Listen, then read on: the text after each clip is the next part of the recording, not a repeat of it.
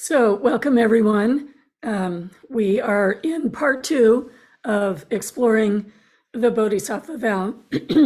And, as I was thinking about this morning, I realized we have to go a little bit into the foundation. I was recalling a question from a friend a long time ago who said, well, why isn't it just enough to be a good person?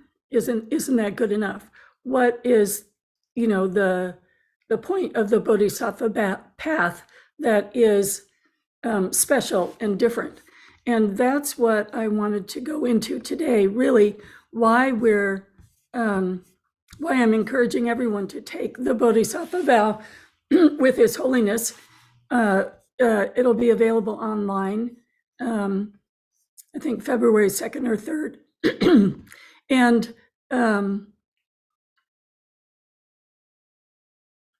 how to think about the path as a whole, as opposed to the individual studies that we've been doing progressively in this class.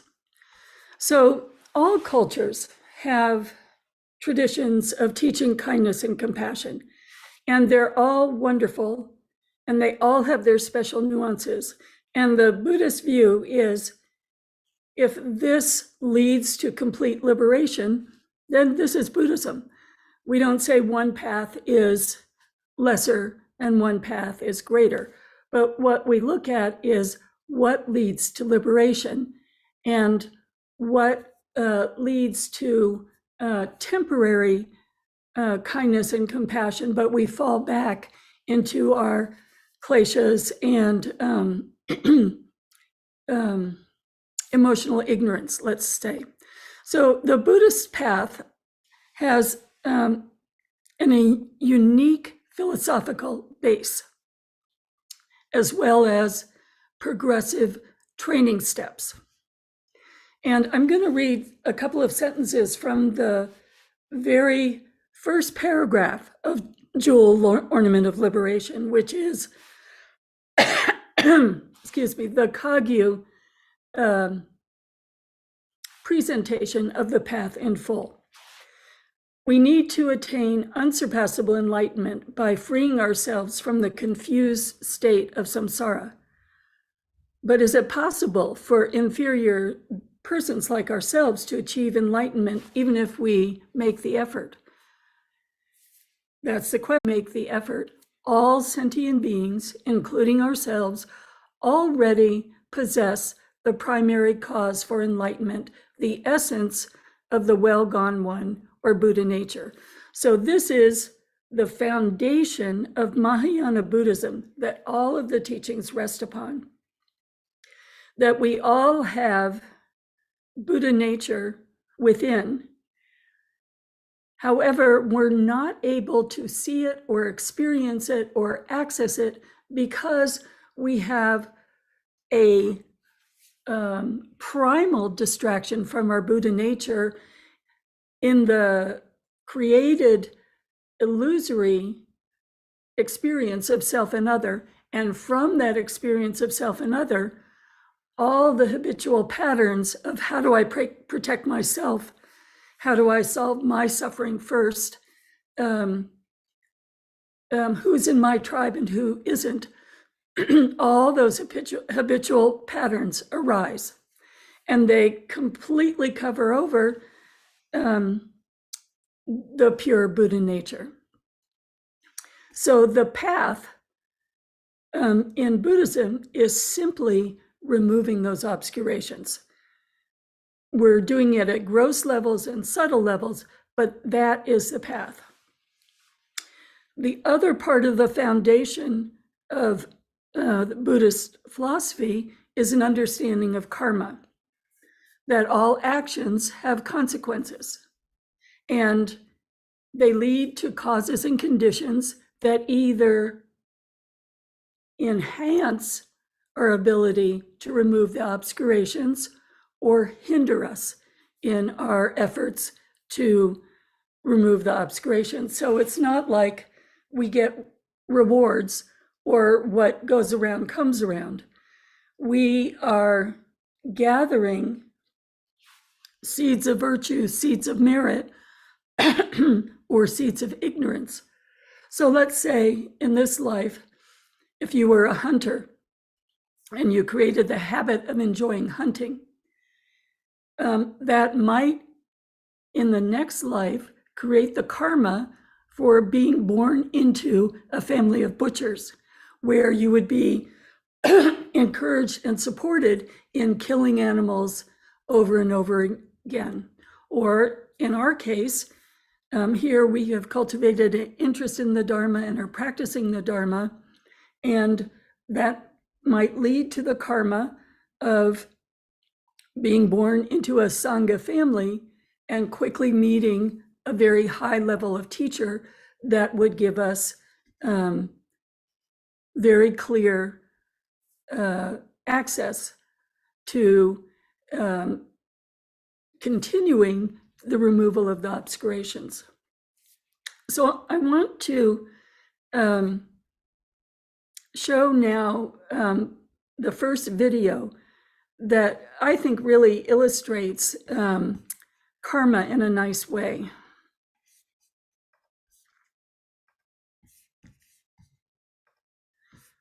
All right, so this is the ordinary being, and they're the causes and conditions of good soil or poor soil. And throughout the life, there's thoughts that lead to actions that lead to all these petals forming. And those petals eventually, the petals and the nutrients combine to create these seeds. And then at death, the seed is carried with the causes and conditions gathered from our virtue or non-virtue and all the habits of mind. And those seeds start a new plant or a new life. So in samsara, we're on this wheel of life after life after life. So what we're working with in terms of path is liberation. And what is the difference of liberation?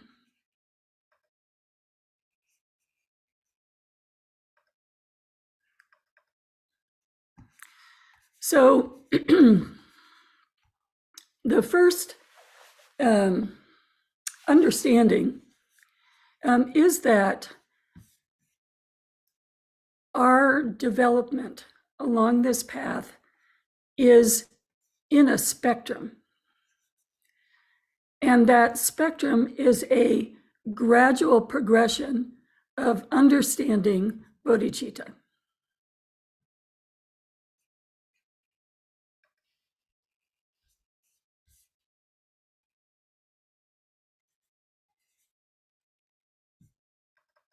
Every time I switch things around, I lose the talk. So the spectrum begins with our altruistic intention and our aspiration to be like the teachers that we read about or that we have listened to. And as our understanding of loving kindness and compassion develops, then it moves to action. And in the case of bodhisattvas, vast and boundless bodhicitta, which is indivisible with wisdom emptiness, and thus without discrimination or bias. So I want to go through this spectrum in terms of how we experience it.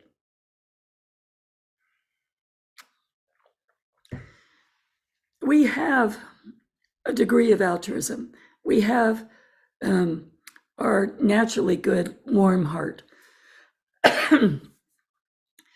And our experience of that, particularly when we're living our lives and doing nice things and doing, let's say, the bodhicitta meditations that we've been given, our experience of that really is coming from our emotional mind. So we have a felt experience of loving kindness and compassion. So I am feeling something. And when we move that into action, there is an understanding that I am doing something nice for someone else. Or I'm angry, I'm feeling angry, and I'm using harsh words towards someone else. It's easy for us to understand that using harsh words, etc., is creating negative habitual patterns, and that will plant seeds of karma. It's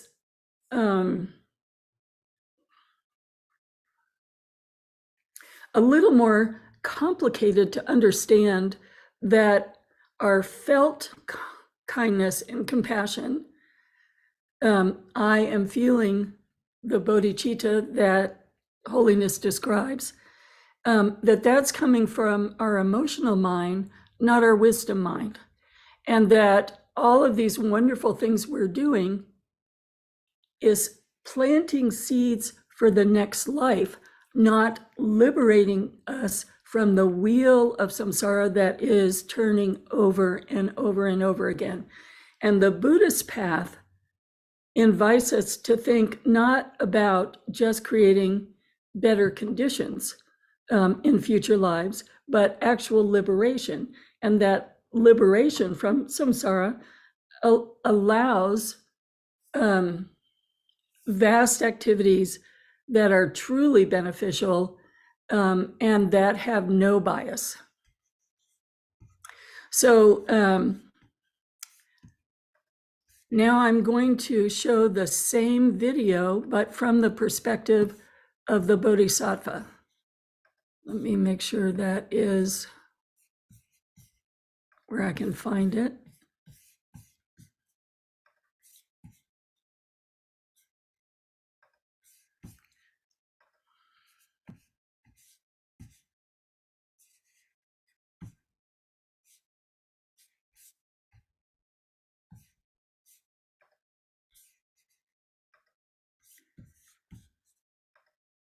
Okay, so now this is the Bodhisattva flower. So the Bodhisattva flower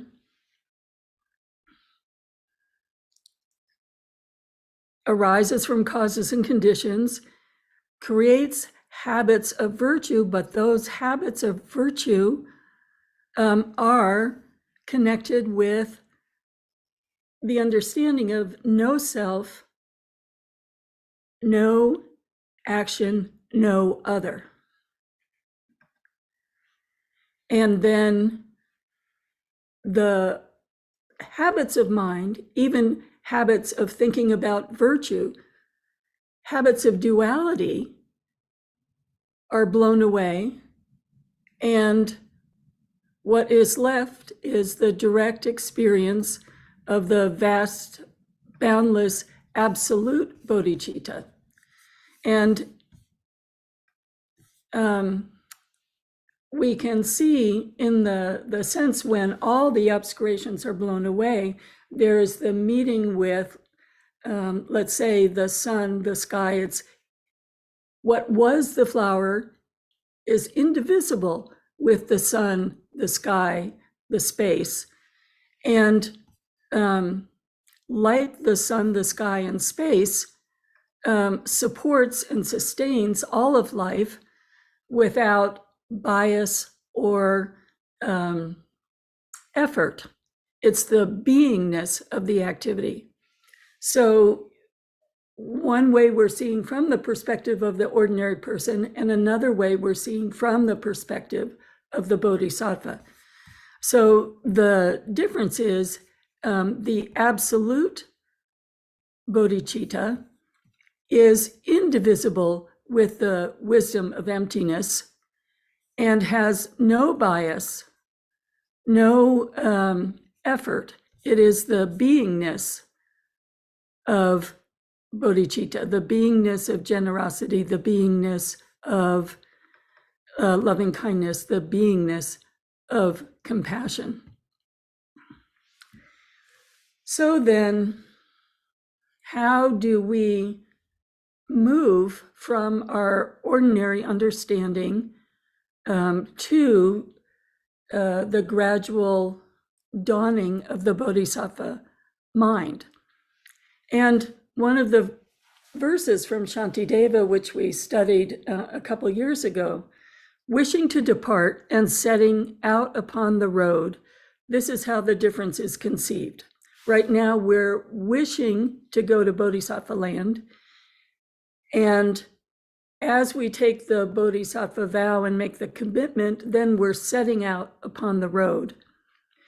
And the difference is ordered and progressive. So I'm going to read the full verse. Wishing to depart and setting out upon the road. This is how the difference is conceived. The wise and learned thus should understand the difference which is ordered and progressive. So just now, we're right where we should be. We're developing our interest, developing our altruistic mind, and we are studying the texts that start to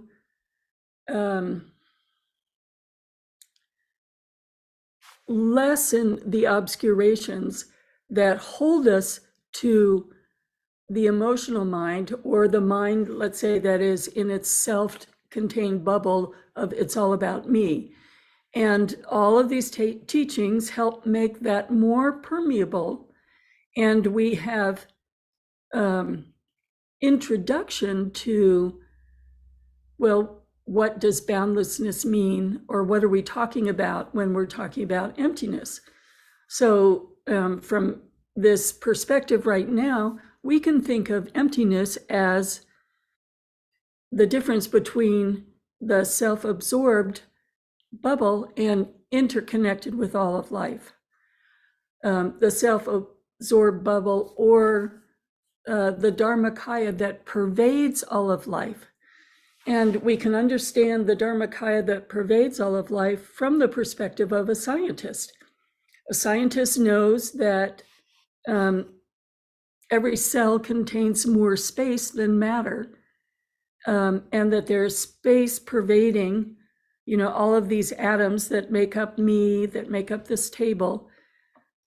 We see it as table, but if we were seeing through a microscope, we would see space and tiny particles of matter. So we can start to intellectually understand, okay, I can question my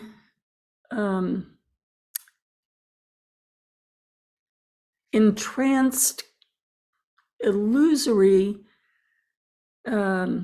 belief that the reality as it is manifesting is so solid and can be blamed either for my happiness or my misery. I can start to question that concept.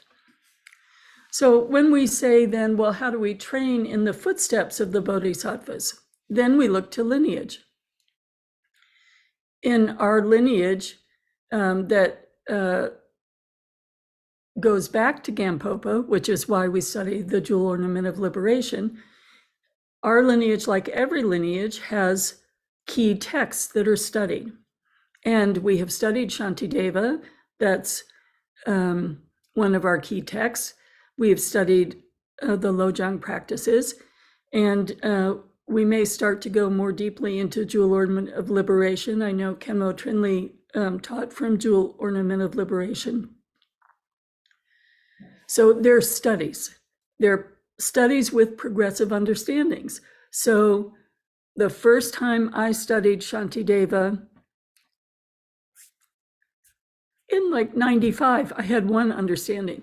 How I read and understand Shantideva now is totally different because I am more open to the richness within that has like little zip files. Well, this is referring to emptiness, and this is referring to relative and absolute. So every time we study it, we understand it more. Then each lineage has, right, if you're doing these studies, then you commit to training and conduct, and they're lay vows and monastic vows. So lay and monastic all take refuge, making a commitment to study and be open to the studies of Buddhism. We all take the Bodhisattva vow, which is moving beyond our fear and hesitation and doubt about, do I really have Buddha nature, to I'm going to commit to the training, and the training will uncover gradually my Buddha nature and will start to affect my conduct and will lay aside doubts as I progress. And then the third aspect of the training is meditation. So in our lineage, traditionally, we've had the fivefold Mahamudra, and in this moment of time, His Holiness has revealed the Sharvasti curriculum. So that is our lineage practice now, to really understand the mind that is the beginning of all actions, the beginning of all understanding, and how we can both understand that this self is not one thing staying the same, but a flux that is gradually changing. The outer reality is a flux that is gradually changing, and our actions can reflect that understanding. So with the meditation training, we put the studies into first an intellectual understanding and then a realization. The realization goes beyond the intellect. The realization is a direct perception of the indivisibility of bodhicitta and wisdom, manifesting appearance, self-appearance, and emptiness. So it's all happening along a path. And once we understand that there is the underpinning of karma that is keeping us in samsara in terms of how we're thinking, or releasing us from samsara because of how we're thinking and how that pervades the conduct and the perception or understanding of the relative reality or the absolute reality, then we get interested in, well, what is liberative and how can I head towards what is liberative? Because if it's truly liberative, then I'm not falling back into confusion, and I am able to help beings, each and every one, in more beneficial ways instead of simple ways, in the sense of we could feed a family and their hunger would be satisfied for a day, or feeding the families and teaching wisdom, then they're both fed and a veil of ignorance is also moving aside. So when we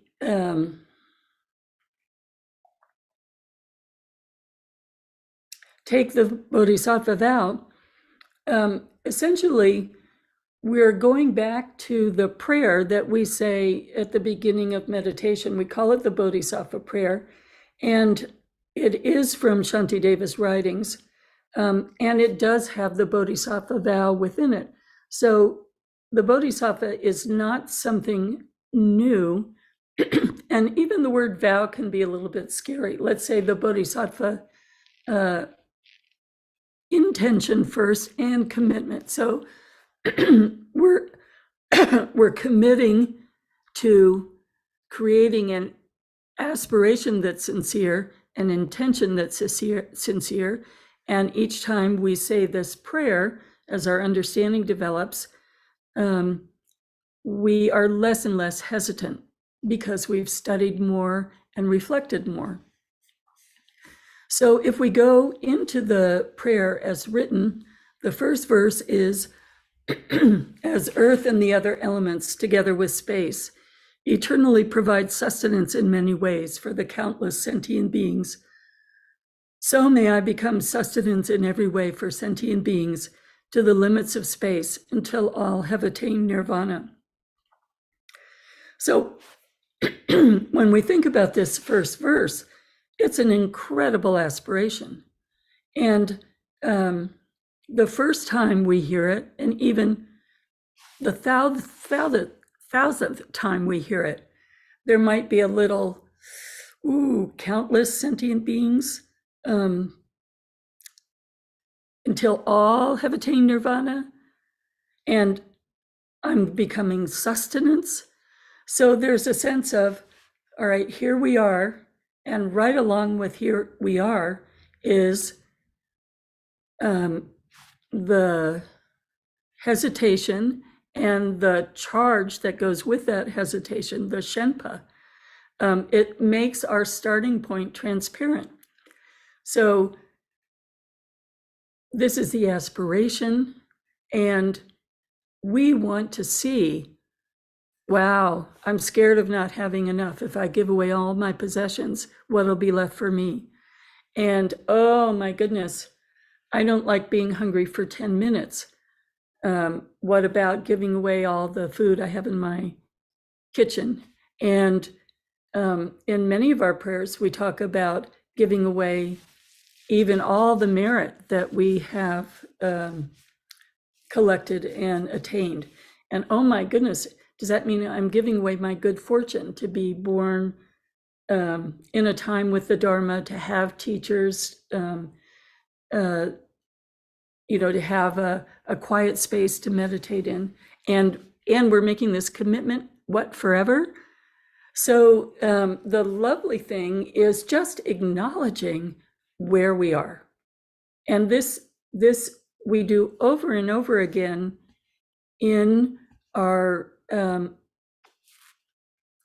teachings and in how we present the teachings. And the important thing, particularly about the Bodhisattva commitment or Bodhisattva vow, is we can see all the lineage gave birth to bodhicitta. We can see previous to that, all of the great historic teachers in every lineage, all the kinds of Buddhism that went all over, they all gave birth to bodhicitta. They all started with these fears and hesitation. And if you remember Shantideva, it was like he had to give himself a pep talk every time the fear and hesitation rose up again. And we see the development of the wisdom mind in that text, verse by verse by verse. So as the Sugatas of old gave birth to bodhicitta and progressively established themselves in the training of a bodhisattva. So I'm not expected to be fearless at this point. I'm not expected to be able to give away all my possessions. Well, actually, as a nun living by Dana, I've given away quite a lot of my possessions. But I'm looking around my Dharma room, and I still have Dharma books and statues, so I haven't given away all my possessions. So I'm in the progressive training of a bodhisattva. And then we make this beautiful commitment. So I too, for the benefit of beings, shall give to that birth to that bodhicitta, that authentic bodhicitta, that absolute bodhicitta, eventually I will progressively train myself in that discipline.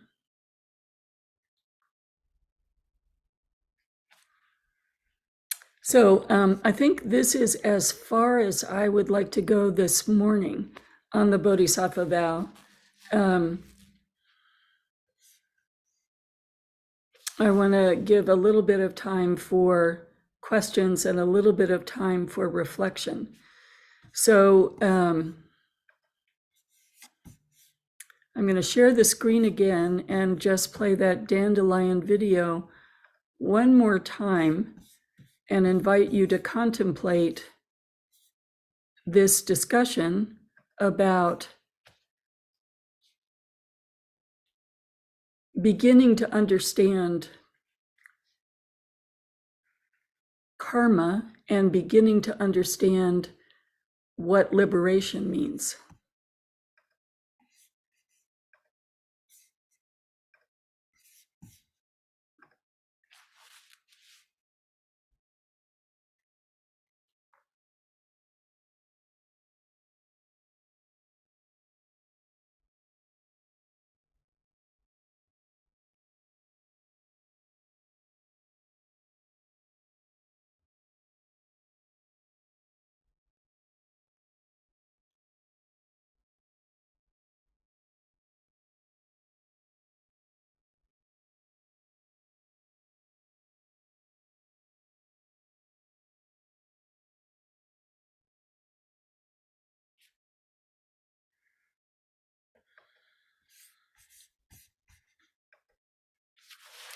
So let's just sit for a minute, taking in.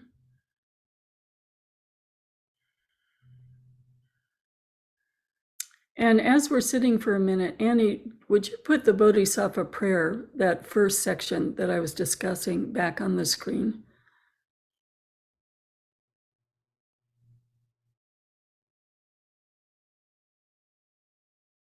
Yeah, that part right there.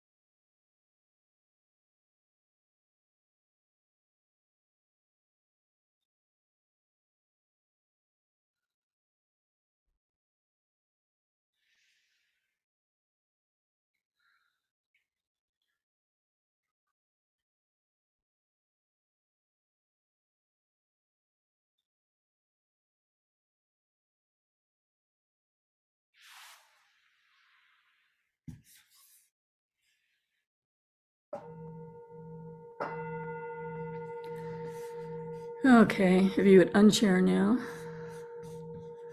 And now we'll just say a dedication prayer and stop the live stream, and we have time for questions and discussion.